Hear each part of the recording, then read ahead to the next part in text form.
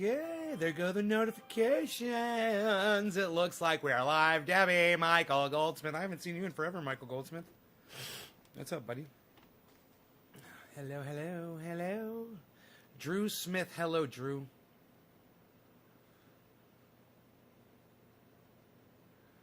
How are you? How are you?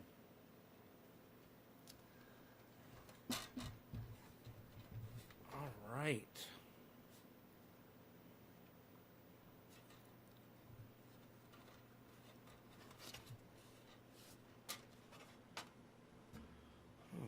Oh, right. I got this. Okay, cool. We're good there. We're very good, you. You, my friend, you're very good. You. Cat. Hey, guys. Wow, look at all these people come streaming in. Holy shit. The masses have amassed. It's, you know, it's crazy. I only see the chats from Facebook. I don't see any chats from YouTube or anywhere else. Just 4 Facebooks. Let me just click over here and see what my status is. Okay, everything is online. Great.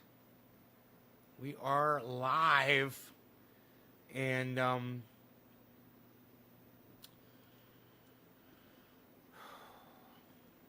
why you Beezlin?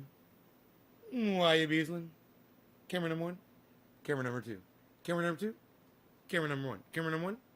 Camera number 2. Okay, we had enough fun with that? Are we good? We're good? Why you bleezin? Why you bleezin? Why you Beezlin? Are you Beezlin?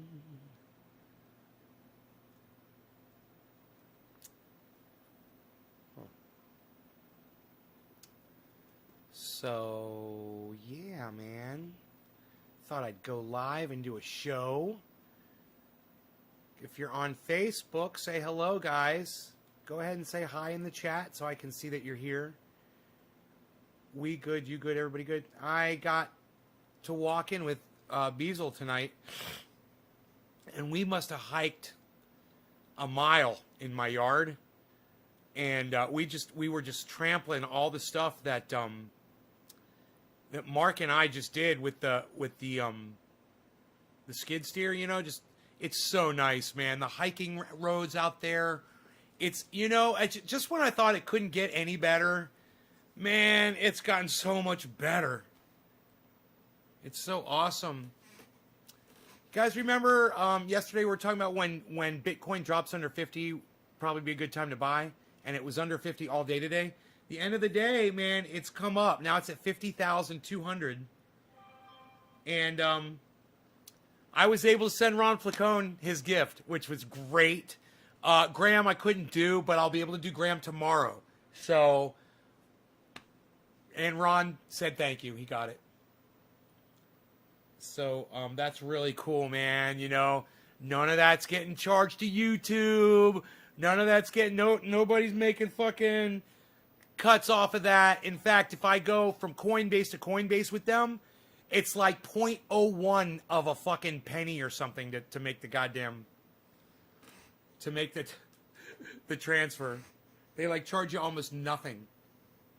Like a percentage of a percentage of a percentage. So, I told you guys that Bitcoin was probably going to do this. And, bro, I got to tell you, I don't know. I have no idea what Bitcoin's going to do. All I know is from what I look at and what I guess. But that's not really good enough. There's a lot of things involved. But, man, I tried to purchase it. The thing is purchasing it at the right time, you know, when it's cheap, really makes it worth your while. And then I've got a question for Ben over there at BitBoy Crypto. I wonder if he might know the answer. Is it more lucrative or advantageous to give Bitcoin as a gift when it's low in the market value, or is it better to give it when it's high in market value? You know? when you're giving gift Bitcoin. So you've been holding 4,600 since last year? Wow, man. Right on. Evening. That's a lot of money in Bitcoin. Pamela Warm. Hey, Pamela. Dude, $4,600 and you've been holding it? I'm assuming... Oh, Bitcoin. Yeah, I see. I've been holding Bitcoin since last year. Kevin, what's your Bitcoin up to now, bro? Give it low. It will always go up. Give me some when it's low. I mean, give a gift whenever. If it goes up, it does.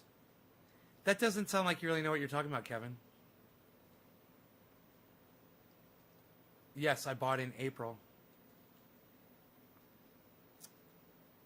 April of last year. Oh, yeah. So what'd your 4,600 go up to?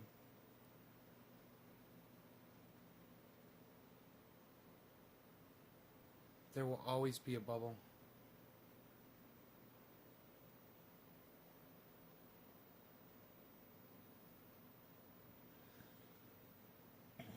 I tell you what it's doing right now is just every 10 years there's an inflation bubble of over. Yeah, you said that.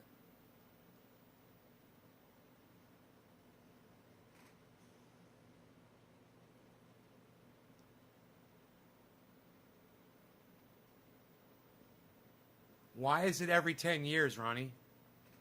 That doesn't sound like you really know what you're talking about, Kevin. I'm holding 3.9. What, dude? You got 4 fucking Bitcoins, bro? Dude, that's $200,000, man. Your fucking $5,000 is now worth $200,000. Are you fucking kidding me? This is fucking real talk right here, folks. I mean, it's about time. You know, you got somebody come in here and say, yeah, this is what I did, this is what I got, blah, blah, I got 200,000 in Bitcoin. Wow, bro. So what's your plan, man? You got a plan? You just gonna sit on it? Do you ever take any out? Or have you've never taken anything out, or have you taken out, like, a Bitcoin already, you know?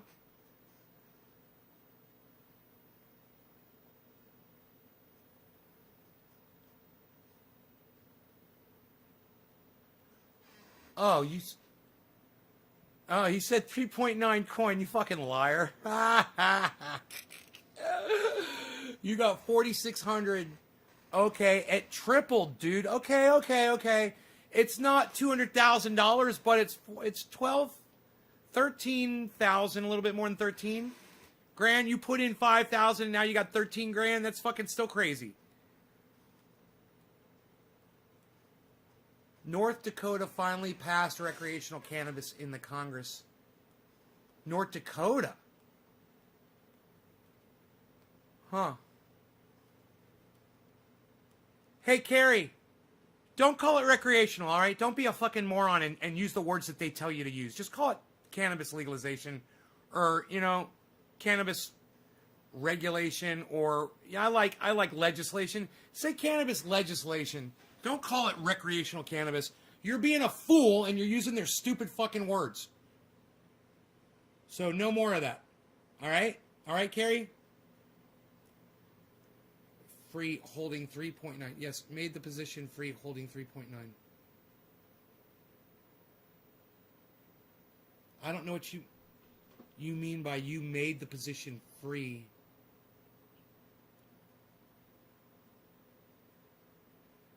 Coin is the new gold. I bought in at 4,600 getting 3.5 coins. When I was correct and is your initial assessment, I spent more in the initial investment. So when I was correct... What? Kevin, I do not understand what you're trying to tell me. They're looking for another word. Just say cannabis legislation, Carrie. Cannabis legislation. Laws regarding cannabis. Yeah, they're looking for another word besides recreational. They should just call it cannabis. They should just call it cannabis laws, cannabis legislation. They don't need to find another word, these fucking douchebags. Oh, we gotta find another word. No, you don't. Just call it cannabis. Tell him, Carrie. Tell him. Tell him I told you to tell him that. Bastards. And tell him I told you to call him a bunch of bastards, too. I like your avatar, Carrie. It's nice. It's nice to see your face.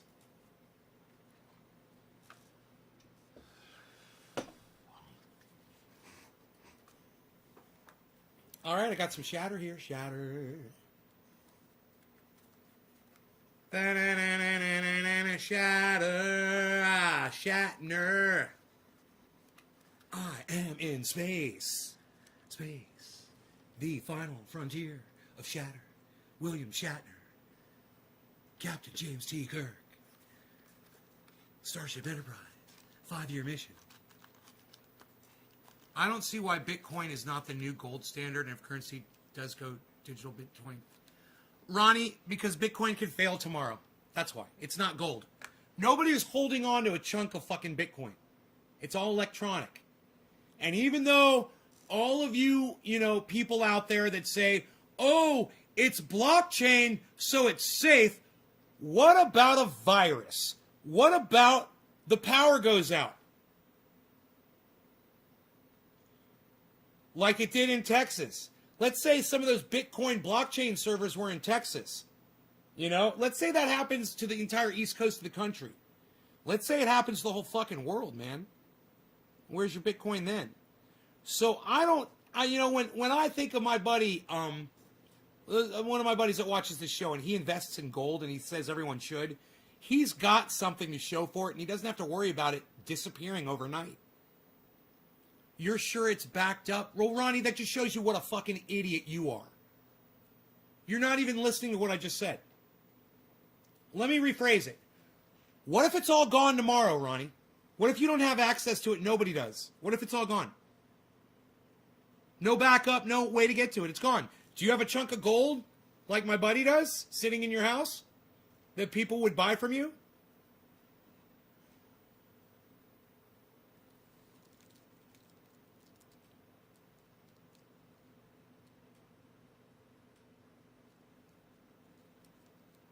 Jason Renzulli?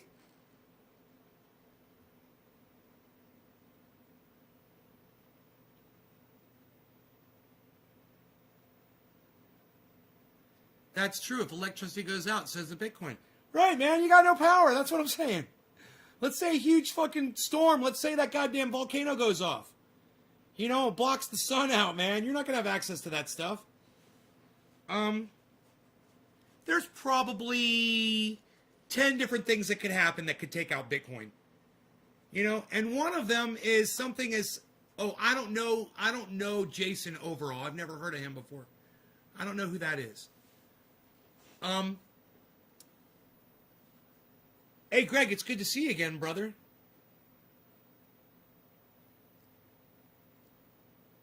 Bitcoin is a way to diversify your portfolio. It would take a complete breakdown of society to make it crash. Right.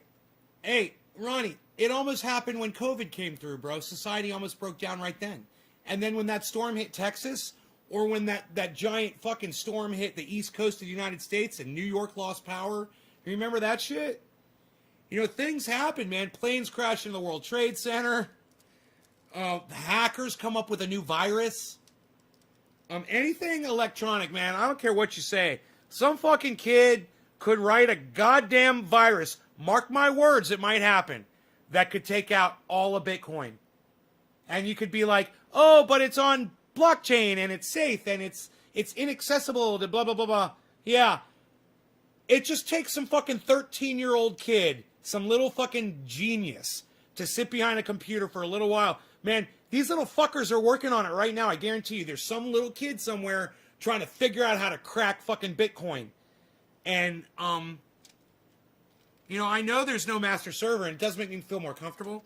But at the same time, people think that it's a lot more secure than it really is. When you watch the value of Bitcoin just totally fucking drop on one day, You know, let's say Elon Musk, he doesn't give a fuck about you or me, right? Let's just say he's like, hey, man, I'm going to pull all my shares out of Bitcoin. 1.5 bill. Well, now he's probably got 2 bill now in there. You know, and he's like, yeah, I'm just going to take it all out and let the chips fall where they may. And then that crashes the goddamn market. And hey, man, one man could do it. He could pump it up. He could fucking take the air out of it. You know, and anybody else that wanted to do it, like Bill Gates or any massive billionaires out there, you know, someone from Dubai that had a shit ton of money, it's just like, hey, man, let's do what Elon Musk did. Fuck it. Yeah, it could happen. You lost 22% in one night, and then you got it all back, and then they pull you back in. El Padre says Bitcoin. Yes, Bitcoin. That's what we're talking about. You buy in at that point. Yes. When fucking the whole goddamn thing collapses, that's when you buy in, but it might not ever go back up again. You know? Yes, I like to see that. I like to see the stocks when they're low. I like to see them when they're high. When they're low, I like to buy them, and when they're high, I like to sell them. El Padre says Bitcoin again. El Padre, if you spam my stream for no apparent reason, I will just block you. I'll just block you because you already strike me as a stupid little fucking cunt bitch. But maybe your computer is just echoing, and that's okay. But if you fucking do it again, bro, outsters. Don't do it again. Don't spam my fucking chat for no reason. You got something to say, fucking say it. We don't take spam. We don't take too kindly to spam up in this chat. You little fucking Halloween troll bitch ass.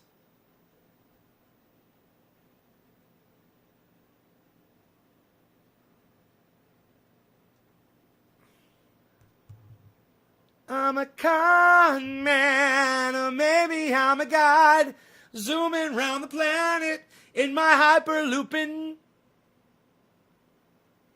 car. It doesn't even make sense. You should say, I'm a con man, or maybe I'm a, not God, or maybe I'm a star. Yeah, he's a con man or a star. I'm a con man, or maybe I'm a star, zooming round the planet in my hyperlooping car. El Padre says, how? Wow, nay, cheers. Cheers, dab time. What are you saying wow about? Wow what? Why are you all saying wow? I know you're not all saying it, but why are you saying wow? What? I like the way El Padre is like, sorry. We usually don't get that response from someone that's spamming the chat. That's great, man. It's a great response. You're still here, man. You're still here. Who dropped that first digit?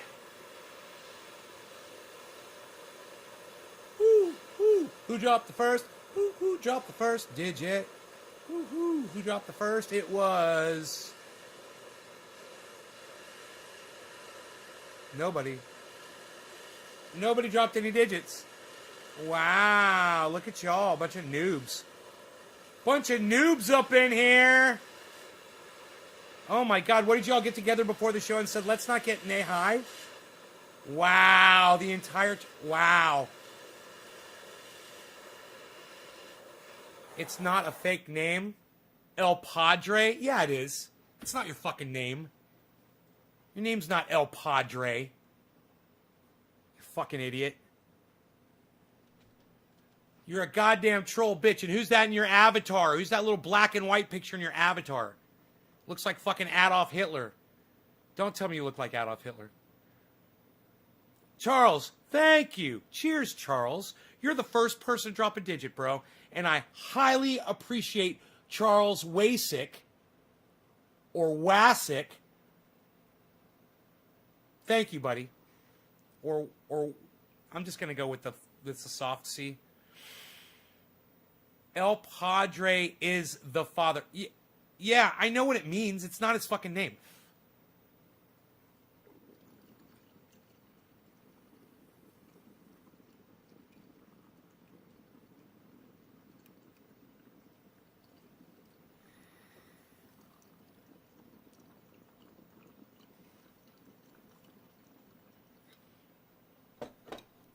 Hey, El Padre, well, fuck police and fuck pigs and fuck cops and fuck you.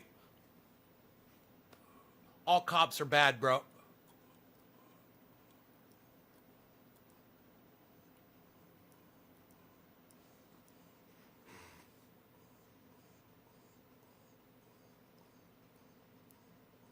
Oh, I was close when I said Adolf Hitler. It's a fucking pig, just the same fucking thing. Like the pigs that let those fucking protesters into the fucking Capitol. Fuck them. If they'd done their job correctly, those people would have never made it to the fucking steps. Fucking idiots. That was actually really tasty. Hurts my throat. But it tastes good. Hurts my throat though. Because what he looked like? Because he looks like a fucking... Because he looks like Adolf Hitler with a pig hat? Why don't you go by your name and your picture, bro? You know? Like Kevin Stevens. You know? Or Greg Torres, I think. I don't know what Greg is over there, actually. I think it's him. I don't care what you put up for your face. I'm just saying, I can't see you. I know that's not you. I know that's not your name. You're a fucking phony bitch. If you're going to be on social media and you're going to come in my goddamn live stream where I keep it real, I would think that you would keep it real with me too. You know? Show me a little bit more respect than that. And coming in with your little fucking troll account.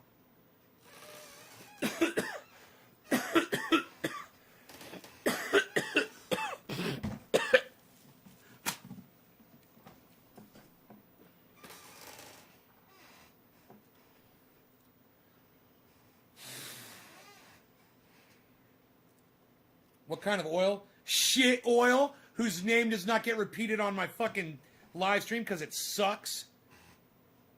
You know, I just realized I sent them a letter back and they never fucking responded, the people that sold me this garbage. Now that it hurts my throat, I'm remembering it. Isn't that funny? Yo, have a good time. All right, keep ablazing. All right, take it easy. Keep ablazing's leaving, I guess.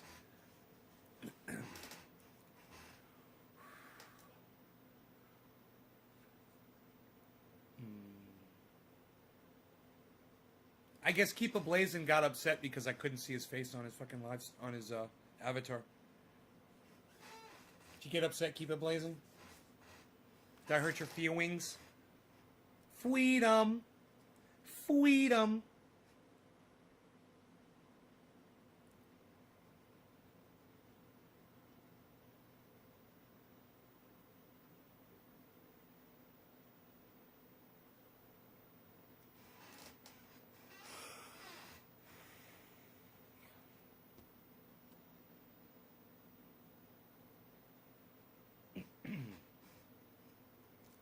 It's like when you do dabs, you always want to do more than one, you know, but when it hurts your throat, you're like, fuck you. You know, why would I do that? Why wouldn't I just grab my rosin and smoke some of that instead, even though I'm almost out?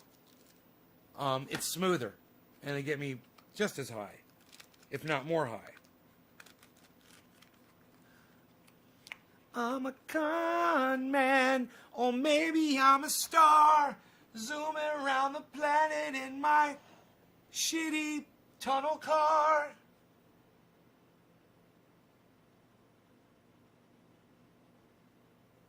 Maybe I'm a god. Psst, he should have said star. Totally would have been better, bruh. Totally would have been better, bruh.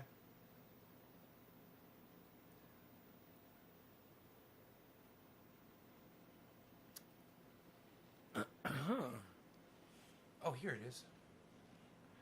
Oh, I've got just enough for several dabs.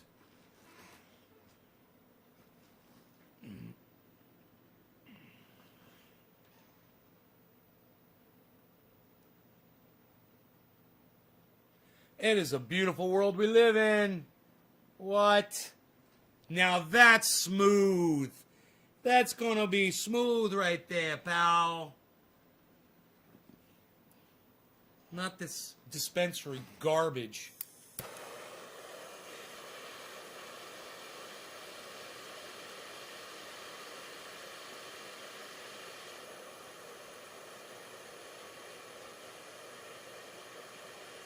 Hey, I wonder how my blood pressure's doing. That thing, that watch doesn't check the blood pressure. It doesn't even have a health monitor. It does have a step counter. But, yeah, I was like, hey, it's quarter of the hour. Who am I smoking for? Who's dropping digi-doos on me? Who's dropping digits? Charles. Come on, who else is going to drop a digit? You guys, are you serious? You guys, none of you guys are sharing this video on social media anywhere and dropping a digit in here to tell me that you've done so? Have any of you shared this on social media?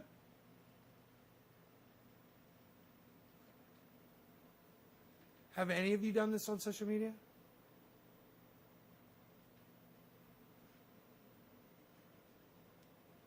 Hey, Doc Collin, Docky, Doc, you saved the dab. Thank you. Cheers.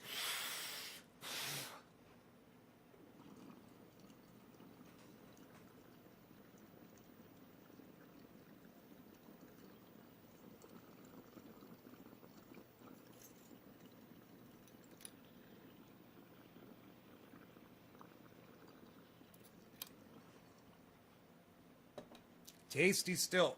Tasty, smooth, no pain.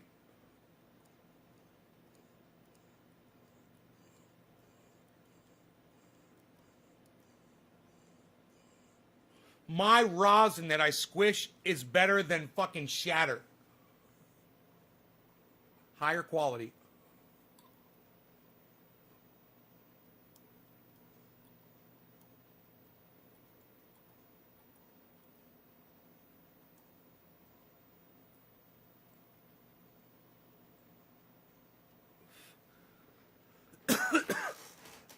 Why, you Beezlin? Beezlin went to bed. Like I told you, I took him for like a mile walk on the property, and he walked and walked and walked, man. You dropped to 7 earlier? I didn't see that. What? Did I zip past it? Charles?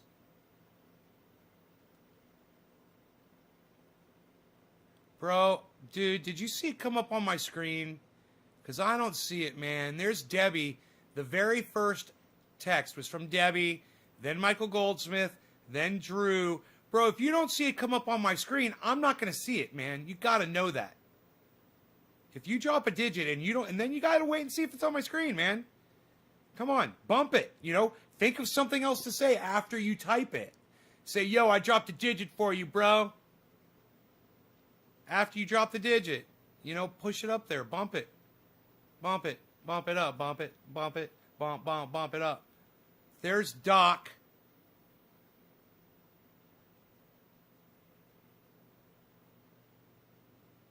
Yeah, that's after Charles.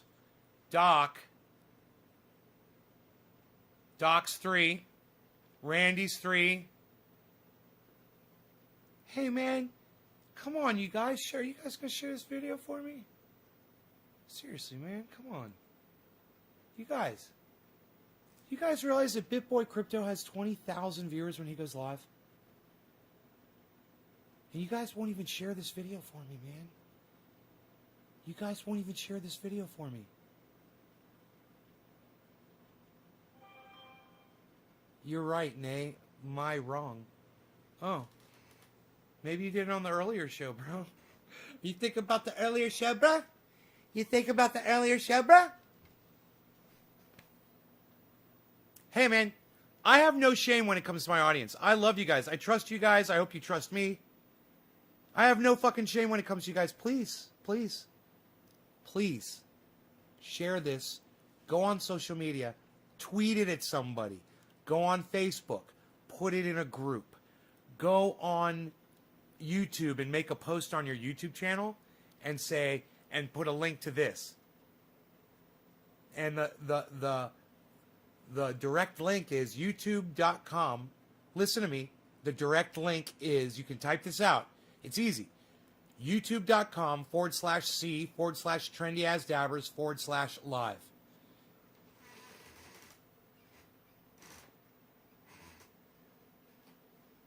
That's the link, and it should work still. And it's the letter C.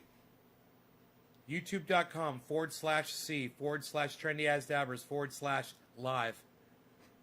C Trendy As Dabbers Live. Separated by forward slashes.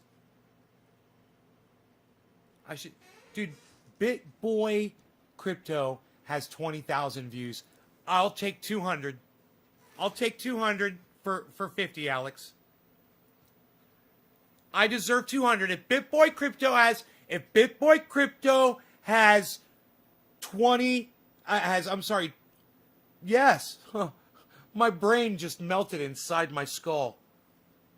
If BitBoy Crypto has 20,000 viewers when he goes live, I should have at least... No, I can have 200. It's not that I should have 200. I shouldn't have 200 because you guys know.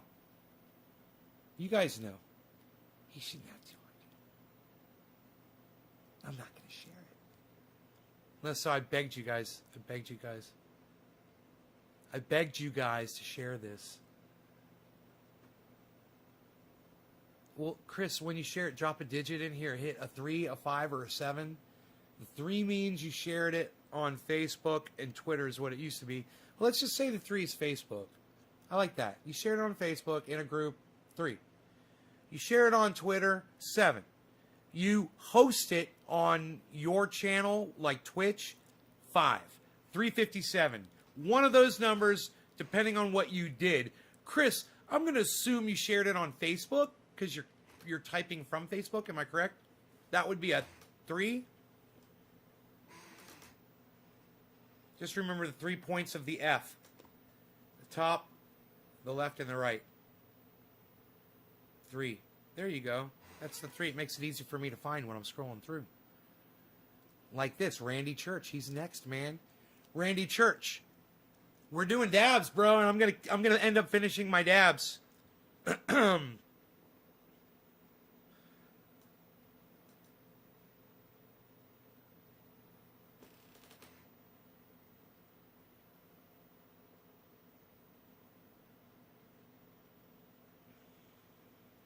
I haven't smoked dabs like this. My dabs, good dabs, in quite some time. This is gonna be good. This is going to be a good dab. I'm gonna like this dab. I'm gonna smoke this.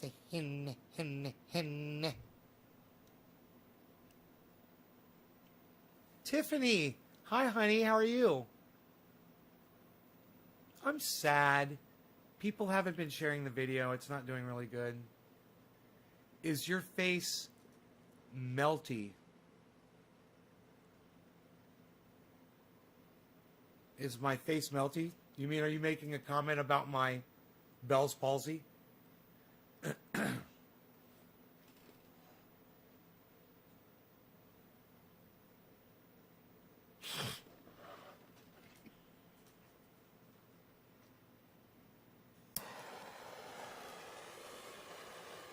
That wouldn't be nice. I'm sure you didn't mean that.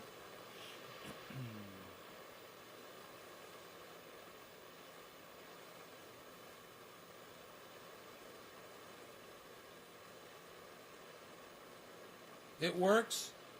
YouTube.com/C/trendyasdabbers/live. There it is. Doc Holland. Doc Holland, just put the link in the chat.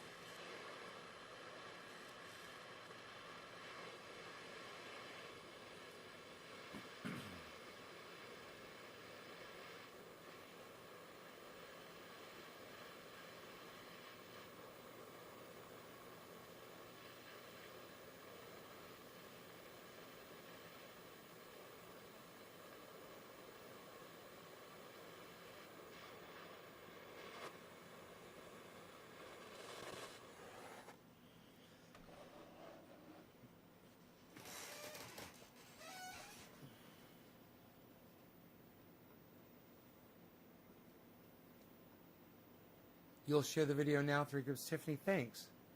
Thank you. You made my life better. I wish more people would share it, man. I can't get viewers unless people share it. I don't know what's up. I don't think people want to see my show, man. I just don't think people want to see my show. You know? There's really no excuse. Except for me and the quality of the show, or the lack of quality.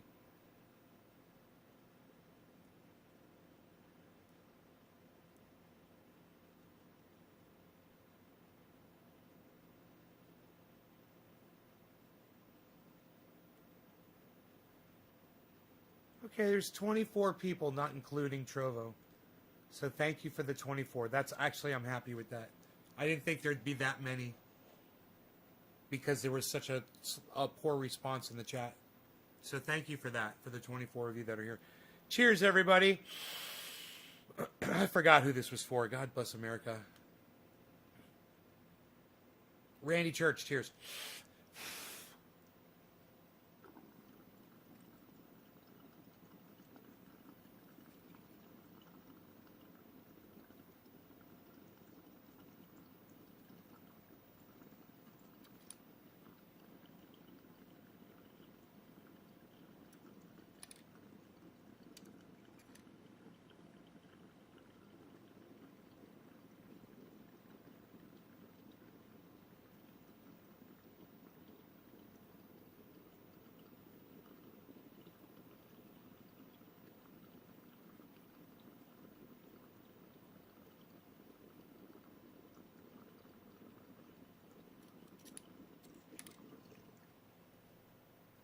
Still smoking.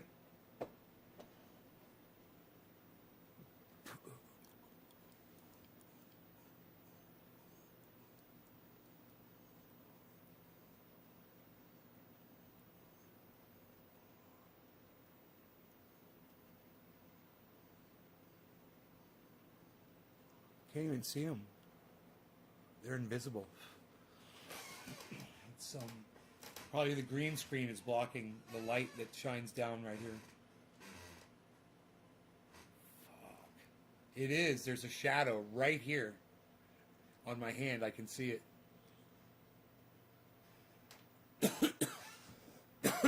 Huh. Right there. Yep, all of this, it's all shadow. Nick Brown. Yeah, some of you guys, it's not your fault, man. You know, it's not your fault. I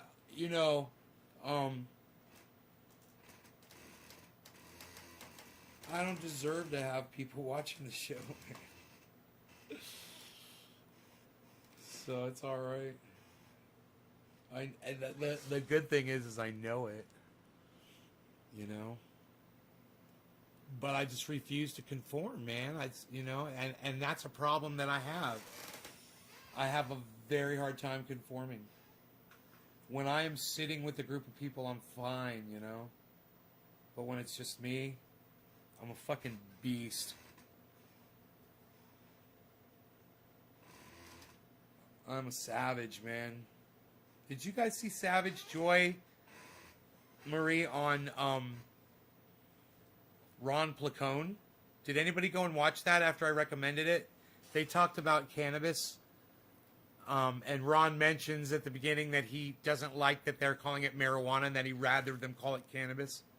It's fantastic. Steven Culbertson, thank you for the 3, brother. Oh, yes. Thank you for the share. Yes.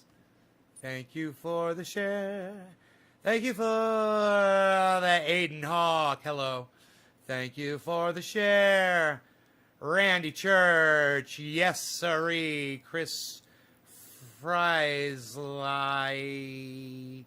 Chris Frisley. God, is that like the coolest fucking name ever? Dude, is your name Chris Frisley?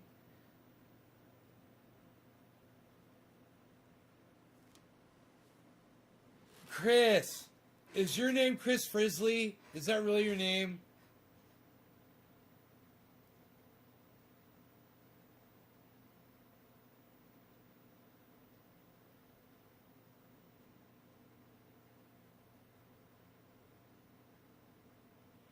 Dude, did they call you Frizzly, the motherfucking Grizzly? Dude, tell me your name is Frizzly. That's true, Daniel Sears. I love you, Daniel Sears. I love you. Thank you. Thank you so much. Calling it weed, dope, or anything else degrades it. And calling it cannabis starts a conversation like the one we're having right now. Right, Daniel? Now we're talking about it. All the straight... If you take a 1 gram dab... See, spacebar, that's the problem. Is all the things, spacebar, that I offer you on this show, and you still demand more in order to just hit a button for me. Do you realize that?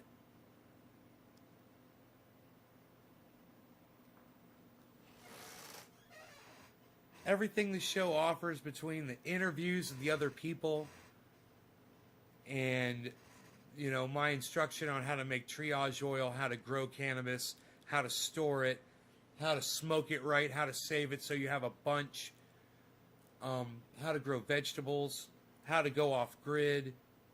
None of that's good enough for you, huh, Spacebar? I got to do more for you to just share it, for you to just share the video.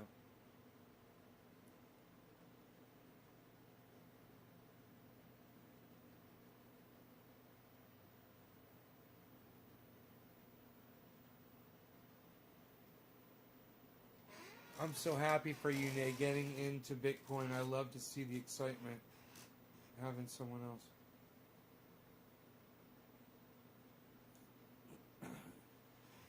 You're excited to see me get into Bitcoin? Would you still watch me if I wasn't into Bitcoin, bro?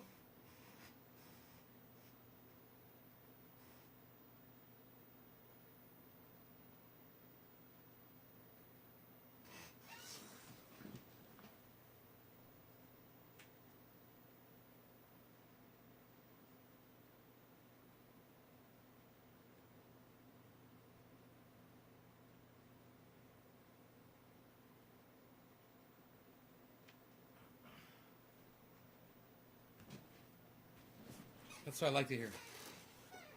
Sorry, Daddy, do you forgive me? Spacebar, yes, I do forgive you. Could you call me Nay instead of Daddy, please? N-A-Y. It'd be like we'd be buddies if you call me Nay, N-A-Y. What's up, Heavy Padilla? Chilling in the hill with Heavy Padilla. I watched you before I got into Bitcoin.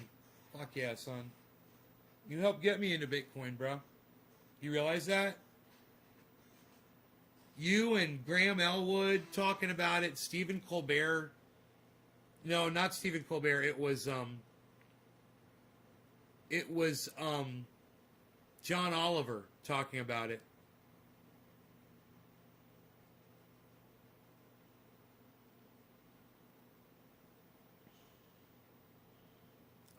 Ron Placone and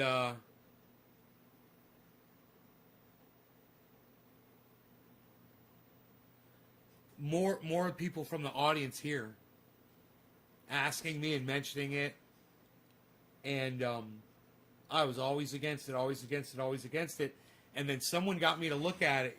I heard what it was doing. I heard it was at 30, then it went to 33, then it went from 33 to 47, to fucking 47.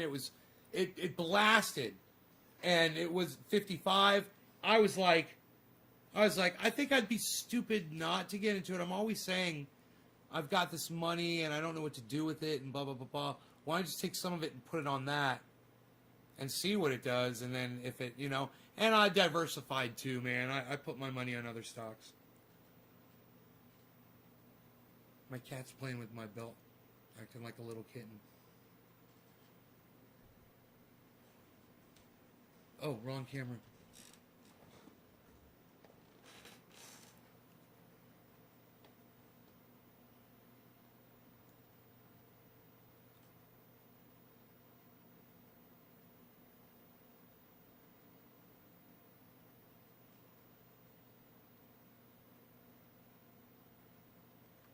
It's like he knows when I put the camera on him, man. Little fucker.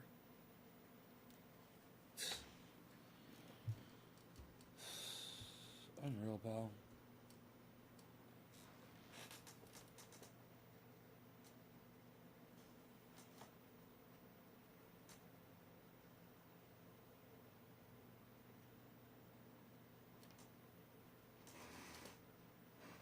Yeah, I know, Killer GB. I know it's been you, but you're not the only one.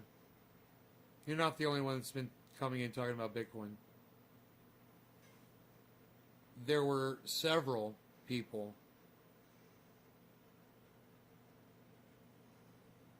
And there were even random people that came in mentioning it that I didn't know.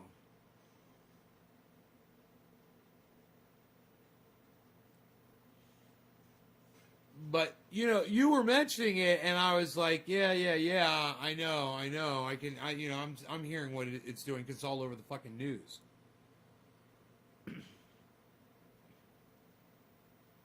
Especially after what Elon Musk did. You know, and then they're just covering it all the time.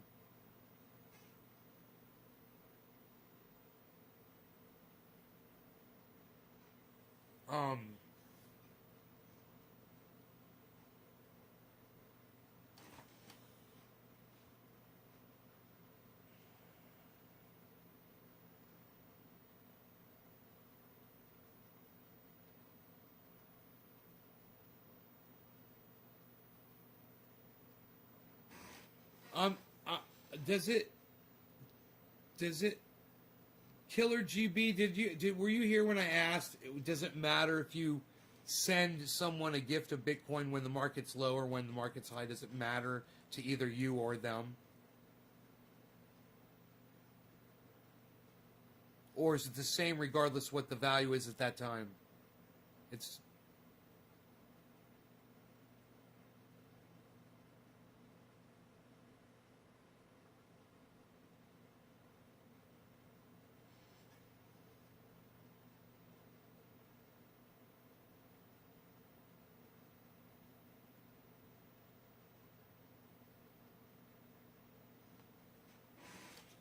Hell yeah, Daniel. Have you tried the triage oil, bro? On your knees? I used some on my knee the other day, man. I haven't had pain in it since. It was sore from I was walking. I put it on one time, I think. I think I only put that goddamn triage oil on one time on my knee. I've been, like I told you, I walked a mile today up all over my goddamn mountain. Put these roads in, they're so sweet. Dude, I haven't even taken the rocks around there yet. But I've driven all over it with the quad. It's so nice, man. It's so nice and level.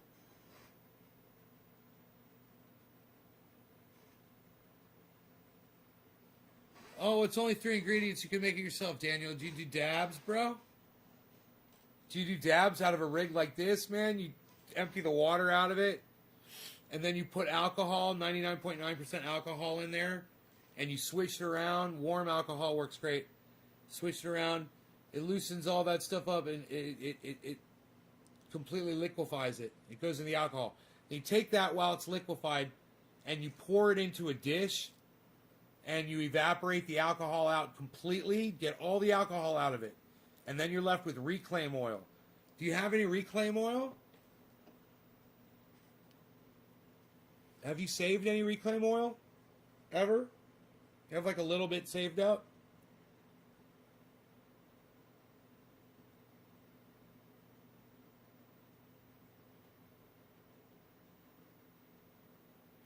I've been saving reclaim oil since my first house. I did a video in my first house about reclaim oil. Here in California.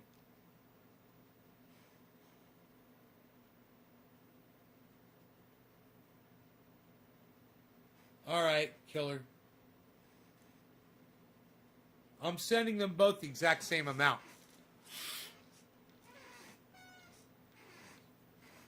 I have some, but not much.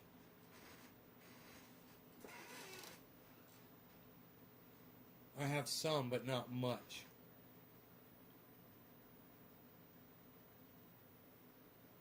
Do you have 15 drops of it?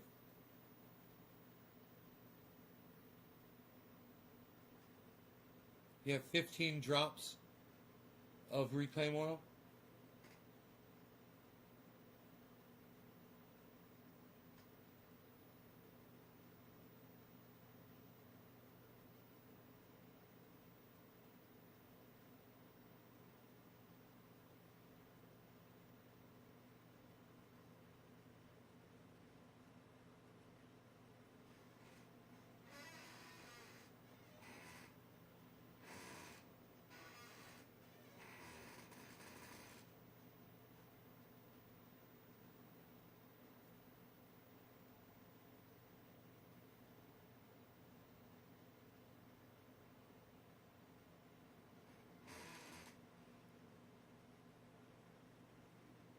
It shouldn't take you long to get it now that you know to save it up if you're doing dabs.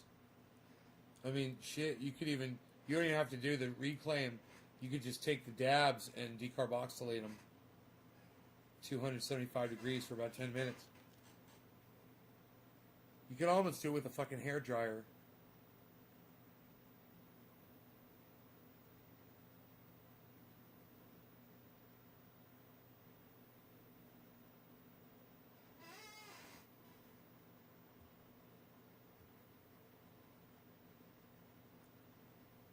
You mix 15 drops of 15 dabs, 15 drops of dabs. They're not 15 dabs. It's 15 drops of reclaim oil, right? With 15 drops of coconut oil.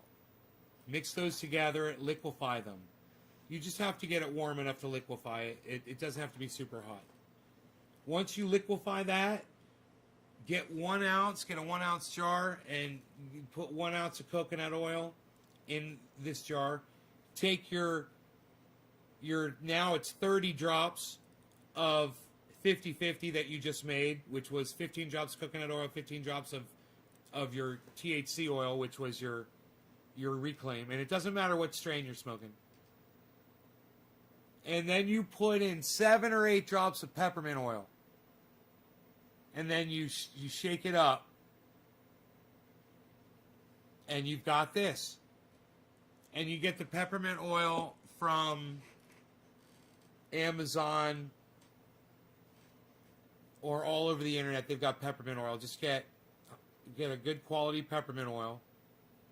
And be careful. Peppermint oil is dangerous. It's very strong. It's very strong. It can blind you. I put a couple of drops of peppermint oil in this to train the dog when he was younger. I would just spray a little bit on anything that he would chew on, and he wouldn't fucking go near it. Then, come to find out, this stuff works on cleaning windows and glass. You fill this up with water, you put a little bit of fucking peppermint oil in it, and it streak-free glass cleaner. I don't know if anybody knows about that. I don't know if I made that up. I mean, I know I made it up, but I don't know if people already know about it. But I'm telling you right now, fucking peppermint oil is glass cleaner. It smells nice. It dissipates. And it's streak-free fucking glass cleaning. Here. Check this out. Watch this. Alright? Watch this. Look at how fucking dirty this is. With the fingerprints and the fucking smudges all over it. Watch this shit.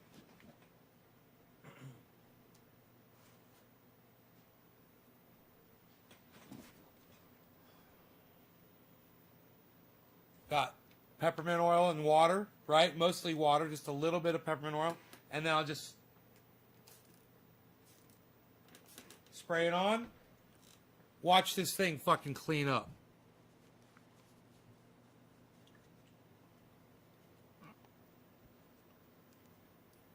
Look at that shit now. Dude, you're reading the logo through the glass.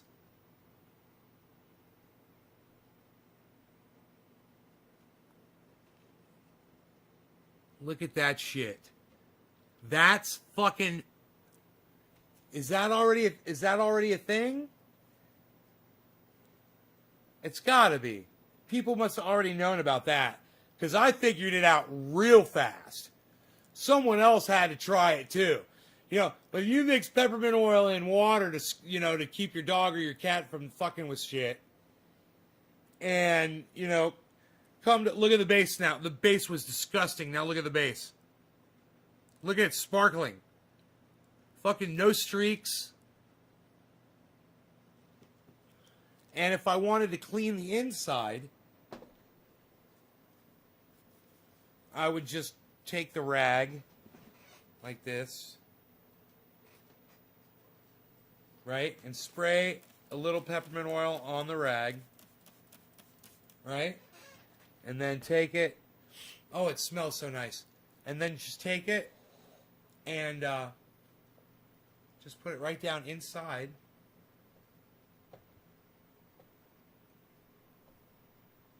Right? Just like this. Don't press it down too fast because you'll shoot water out of your bowl.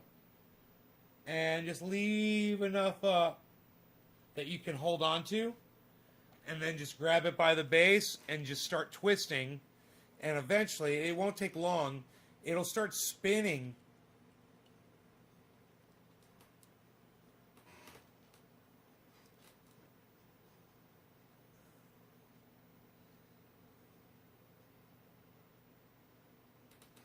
Inside there.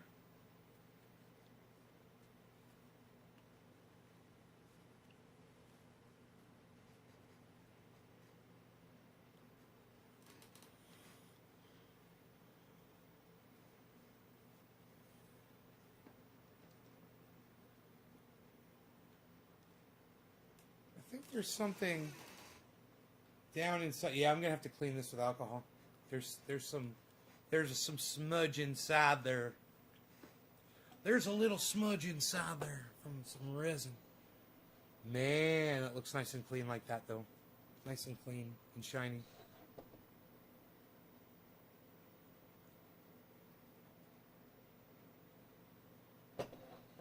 Bro, I use it on my glass on my windows.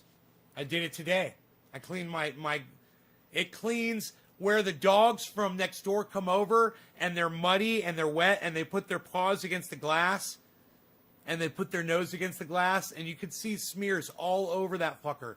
I spray it really good with some peppermint oil water, man, and just wipe it down once that way, once this way, and then I look to see if there's anything on there that, you know, like little tick turds. Fucking see a little tick turd, a little mid shit on there. A little mid shit fucking... Fuck them midges. You guys know what a midge is? Who knows what a midge is? Who knows what a midge is? I watched Dave Scott. So I think his name is Dave Scott. I know what a midge is now.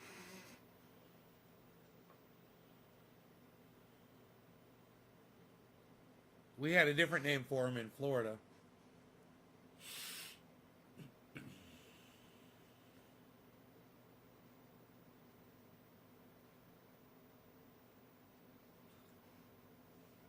No idea, huh, you guys? You got no idea what a midge is?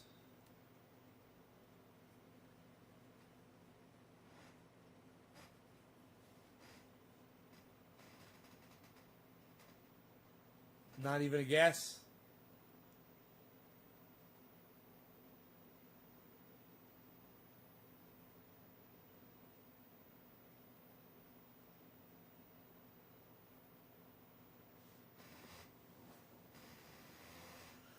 That's right, Killer GB. It's a no-seum. No, Killer GB got it, man. It's a no-seum. That is correct. A midge is a no-seum. They are little fucking bastards. Just thinking about them makes my fucking skin itch. You know? Oh my god. Those things make your skin crawl, bro.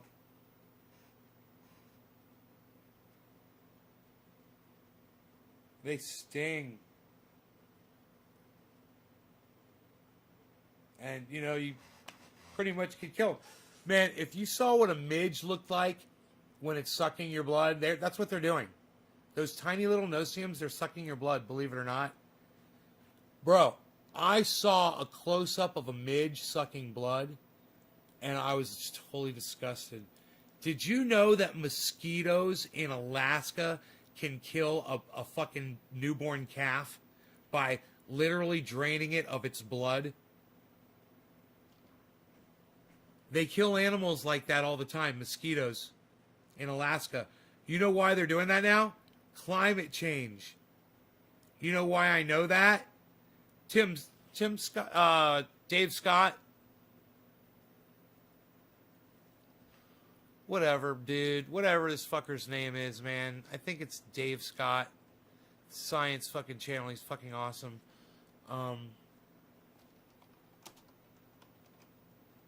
He's talking about cicadas. No, not Dave Scott. My bad. Not Dave Scott. Fuck. What's his name? What did I say? First.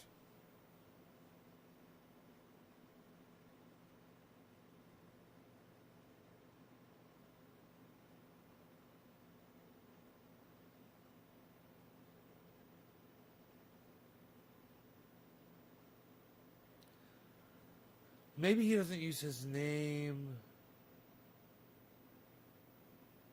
Hold on.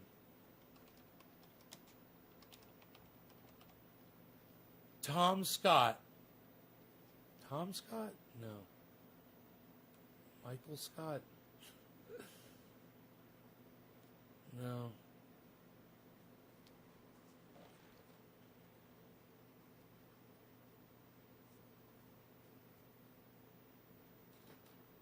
I forgot his name, man. I forgot his channels. Maybe if I go through my library, I'll see some of his...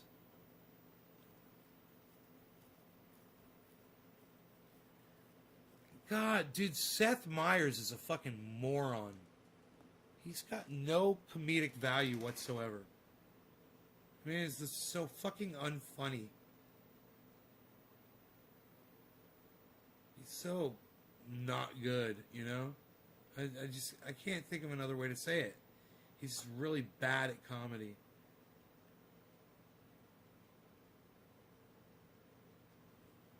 His name Dave Scott or something? What's his name? Tim Scott? Oh, is it Tim? Maybe it's Tim Scott? Is it Tim Scott? Why is that popping in there? Tim Scott. Tim Scott.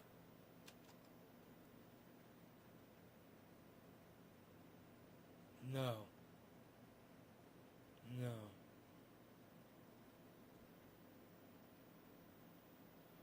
No. Oh, isn't that funny? Isn't that funny? I forgot this guy's fucking... I forgot his name.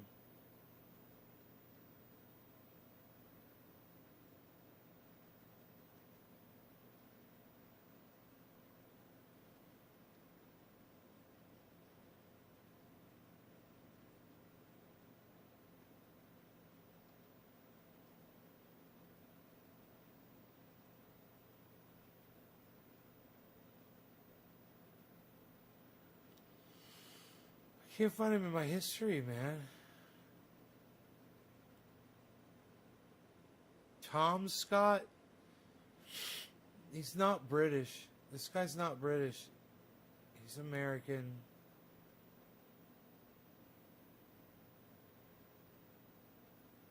It's so funny. It'll come up. I'm gonna find it any second now. In my watched videos.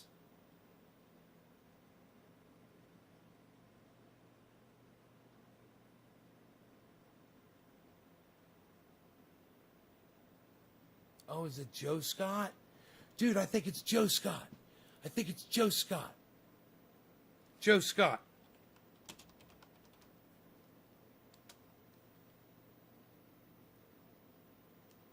Joe Scott.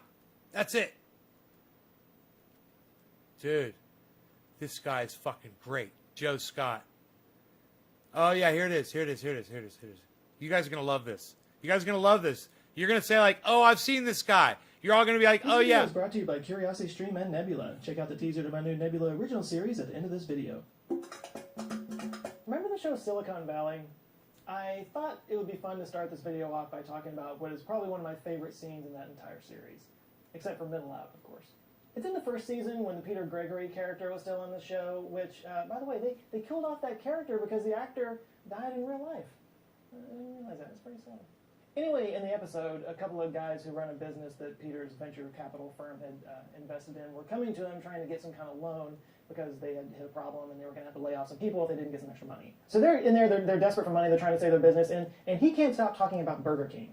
Or, as he referred to it, Burger King.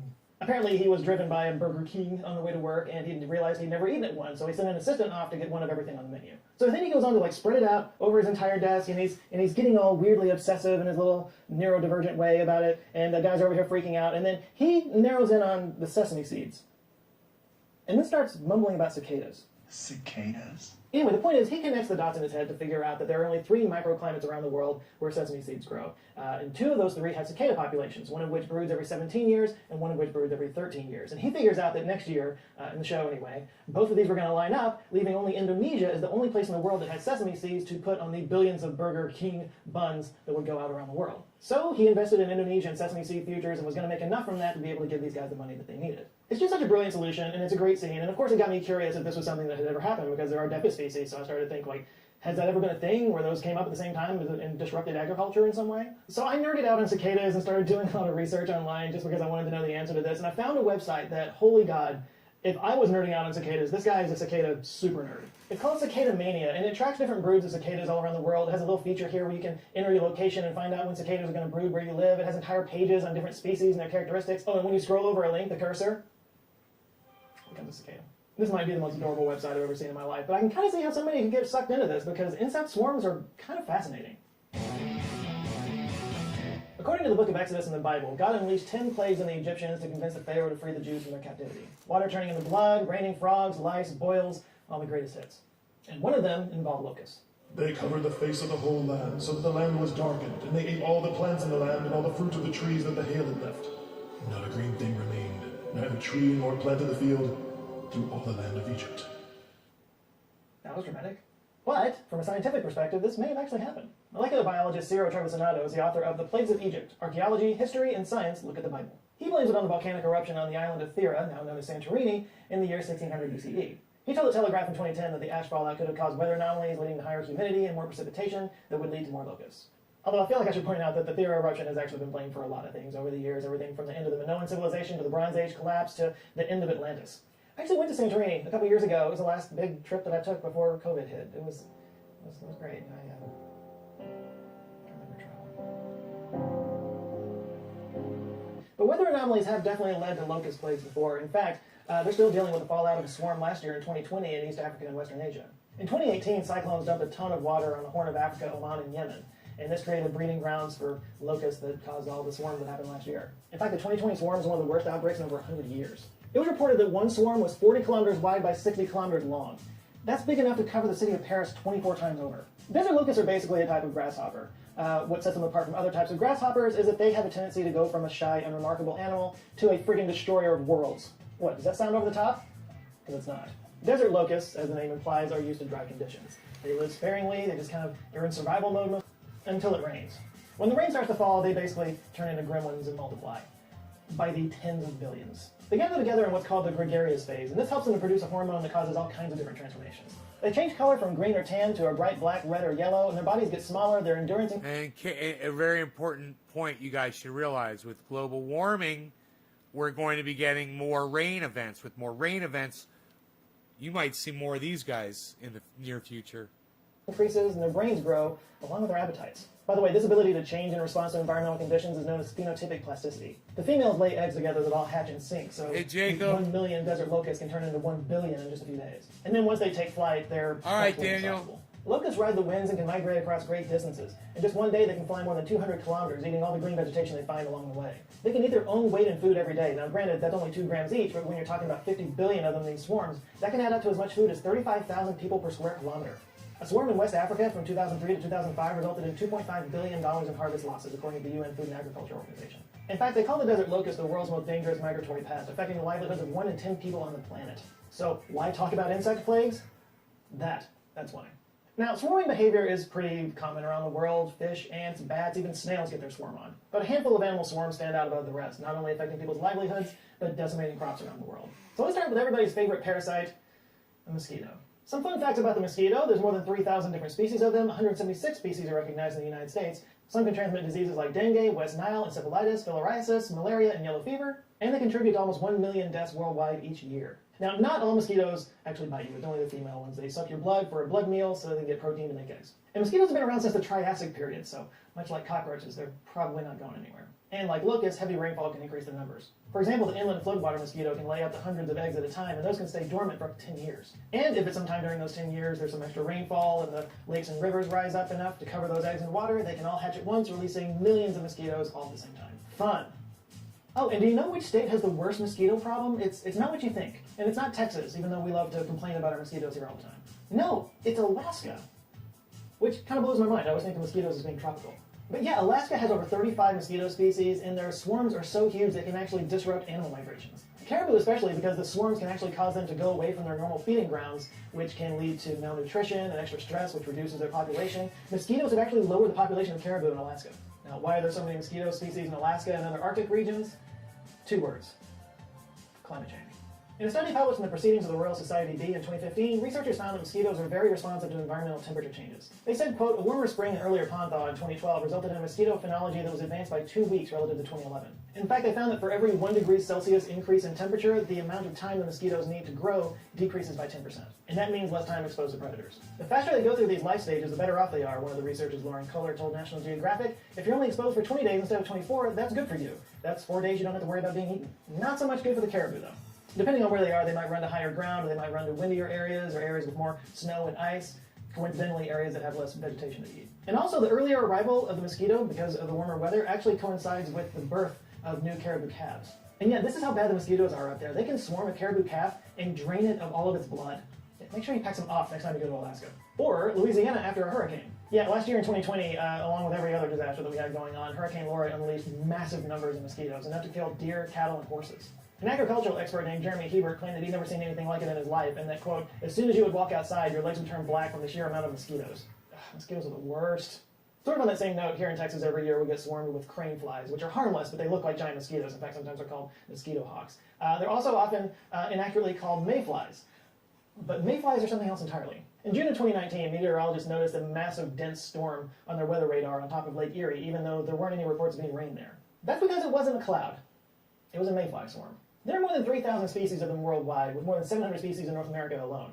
Mayflies hatch from their water larvae state in late spring and continue over the summer, hence the name mayflies. And when they hatch, they do it all at the same time, creating a massive mayflies. So we experience mayflies as these massive swarms that only happen for a few months at a time, but they actually live most of their lives in water. Once they hatch from the water out of their larval stage, they only live for a short amount of time, usually just a few days. They live for such a short amount of time outside of the water that most adult mayflies don't even have mouths. They just exist off of the stored nutrients that they have. In fact, females of the Delania americana species only live for about 5 minutes. And what are they doing during that 5 minutes? Shagging. Lots of shagging. I mean, if you only had 5 minutes to live, what would you be doing? Mayfly swarms are basically colossal orgies. Orgies so big that some towns have had to close down roads, cars have been damaged, and some cities have to turn off their lights. It's like your mom's in town. After mating is completed, the male dies, the female then goes off to lay her eggs in the water, up to 3,000 eggs at a time, and then she dies too. Talk about going out with a bang. But enormous swarms of mayflies are actually a good thing. It's basically an all-you-can-eat buffet for birds and other wildlife. A study published in the Proceedings of the National Academy of Sciences in 2020 found that, quote, a single emergence event can produce 87.9 billion mayflies, releasing 3,078.6 tons of biomass into the airspace over several hours. Yay, massive orgies! It's also good news because it means our aquatic ecosystems are healthy. Since mayflies spend most of their lives in the water, they're really sensitive to pollution, which can compromise their ability to reproduce. In fact, you can kind of tell how clean the water is by the size of the mayfly swarms. Unfortunately, it appears that the mayfly populations are getting smaller. It's actually gone down by 50% in some areas. Oh no, smaller orgies. A couple of suggested reasons include, of course, climate change. It's thought that the warmer temperature might reduce the oxygen levels in the water, and fertilizer runoff from farms triggering algal blooms that put toxins into the water. Whatever the cause, it's not looking good. According to that study I just mentioned, quote, if these population trends continue, persistent environmental changes could threaten to once more extirpate Hexagenia and mayflies from North America's largest waterways, making this ephemeral spectacle and its vital ecological functions a thing of the past. Hashtag save the orchies. Next up, let's talk about midges. Midges are kind of tiny little flies, most of them are harmless, but we're going to talk about one specific family, Ceratopogonidae, also known as the biting midge. Look at that. For various reasons you can probably Look at that fucking There are thing. more than 4,000 species of them, with more than 600 species in North America. Also known as no-see-ums, 5-Os, and punkies, biting midges may cause itchy skin lesions and allergic reactions, and they primarily develop in wet or marshy soil because, like mayflies, they spend their larva stage in fresh water. But unlike mayflies, they spend their time outside the water much longer, from up to 2 to 7 weeks. And they do have mouths. Like mosquitoes, it's the females that do the biting, again, for protein, for egg production. And some species pick certain other species to feed off of, and some of them are more general. The feeding periods are different among the species, too. Examples include the Leptoconops species feeds during the day, the Culicoidus species starts at dusk and continues throughout the night, and certain species in the Culicoidus genus, which like to bite humans, are often attracted to light and will enter homes to feed. And what drives those midges to swarm? You guessed it, Frank Stallone. There's probably just like 5 people that are old enough to get that, but I don't care. No, they do it for reproduction. It's that whole thing again. According to Dr. Henry Disney from the University of Cambridge, males will produce a sound and a smell signal to attract the females, and they'll usually swarm around a certain object so they have a point of reference. According to Dr. Disney, sometimes they gather in such numbers that they make huge towers. So many midges once swarmed the Salisbury Cathedral that a fire brigade was called because it looked as if the spire was swathed in smoke. And it turns out there's some really interesting math involved in midge swarms. Other swarming animals like birds and fish or herding mammals exhibit something called global order. That means that most of the members retain a uniform distance from each other and their changes in direction and velocity are common. But midge swarms are different. This was brought forth by U.S. researcher Akira Okumbo back in 1986. Okumbo showed that midges move randomly in direction and acceleration in a swarm. Still, the swarm remained a swarm because of the nature of randomness. Okumbo also showed that a midge's inward acceleration increased in inverse proportion to how far it was from the center of the swarm. He described the swarms as self-gravitating systems. UK physicist Andy Reynolds added to that work in a paper in... Dude, did you see that fucking swarm they just showed? Of midges? Oh my god. Direction and acceleration in a swarm. Still, the swarm remained a swarm because of the nature of randomness. Okumbo also... Oh my god. That's a fucking swarm of midges, man. Dude. Could you imagine being in the middle of that? Breathing them fuckers in? You're breathing them in. Could you imagine if you were in that?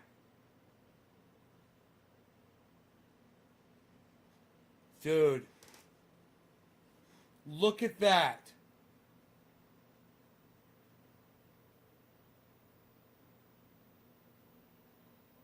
Oh my god. So Joe Scott's channel rocks. You guys, you should all subscribe to Joe Scott and let him know Nays Garden sent you. Not that he cares. He's huge. He's wower than Harlem, baby. He's got fucking 1 million subscribers. He's wower than Harlem, kid. You know what's up. You know how we do. Showed that a midge's inward acceleration increased in inverse proportion to how far it was from the center of the swarm. He described the swarms as self-gravitating systems. UK physicist Andy Reynolds added to that work in a paper in 2018 where he used the Langevin equation as a framework. That equation is used to describe Brownian motion, which is basically how colliding particles appear to move randomly in a fluid. And he discovered some interesting results. For example, that these swarming systems actually behave the same way as star clusters and gravitational systems. His research also showed why weather conditions don't disrupt a swarm. Displace a swarm with a gust of wind and it behaves like a solid despite all that empty space, Reynolds told Cosmos magazine. The swarm consists of a dense inner core and an outer vapor phase with strange thermodynamic properties. So, why do species swarm? There's a few different reasons, including protection.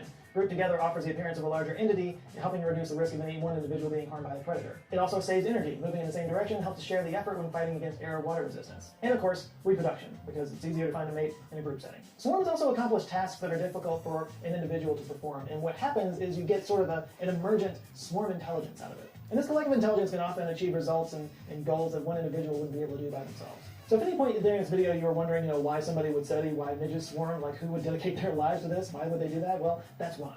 Because there's a lot that we can learn and apply when we study how emergent intelligence comes out of very simple creatures following simple directions. For example, learning about swarm behavior could help finesse drone or robot behavior, maybe even help control how information is spread through social networks. According to Dr. Maria Orsagna, bats can teach drones how to navigate confined spaces without colliding. Fish can help design software for safer driving. And insects are inspiring robot teams that can assist search and rescue missions. And with 7 billion interconnected people on this planet, it's kind of hard to argue that we're not swarm animals ourselves, especially when it comes to our sharing of information. Collective swarms of human behavior can lead to destructive mobs or spreading of misinformation. Or our collective behavior can produce breakthroughs in science and technology that can improve the world in a myriad ways. Understanding swarm intelligence can give us a better handle on which direction we could go as a species. So, maybe there's something we can learn from those little bloodsuckers. By the way, I mentioned at the beginning of this video the locust problem they're dealing with in Africa. They're still recovering from that big swarm from last year. Well, if you would like to learn more about that, I can highly recommend the show Locust Swarm on CuriosityStream. Part of the Bright Now series that covers all kinds of global topics, Locust Swarm looks at the issues around the desert locust in the Horn of Africa and the Middle East, as farmers, scientists, and UN bureaucrats work to combat swarms of up to 50 billion locusts that can consume as much as the entire nation of Kenya in one day, and how they're relying on ancient as well as modern techniques to turn the tide. This is, of course, just one of thousands of documentary series that you can find on CuriosityStream from some of the best documentary filmmakers around the world. It was created by the guys behind the Discovery Channel, so you know it's legit. Plus, when you sign up for CuriosityStream, you get free access to Nebula, the streaming service I'm a part of, as well as many of your other favorite science communicators. It's where you can watch our videos ad-free, and it's also the home of exclusive Nebula originals that you can't find anywhere else, including, drumroll please, my own Nebula original series that I can finally reveal to you guys. It's titled Mysteries of the Human Body, and here's a sneak peek. The human body. Chances are you have one, and you probably think you know it pretty well. But have you looked inside? Some weird stuff going on in there. From our earliest days, we've been trying to understand the human body. What makes it work, how we can make it work better, why do things go wrong? Okay, I'll probably get in a lot of trouble for this one. That's got to go away.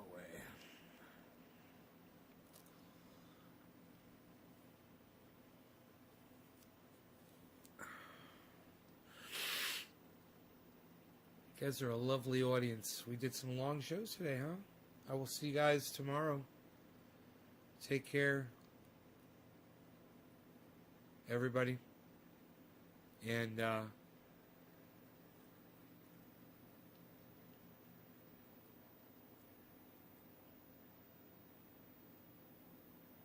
check out my friends Ron Placone and Graham Elwood. Go watch their shows. They're fucking awesome. Check out their channels on YouTube. Ron Placone, Graham Elwood. Ron Placone, Graham Elwood. Ron Placone, Graham Elwood. Check out Graham Elwood's movie on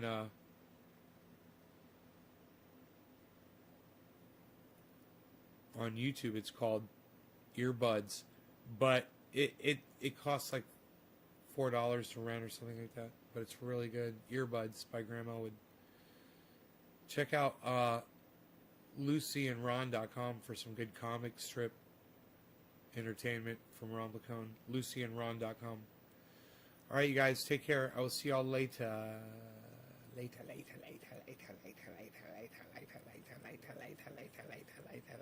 Goodbye.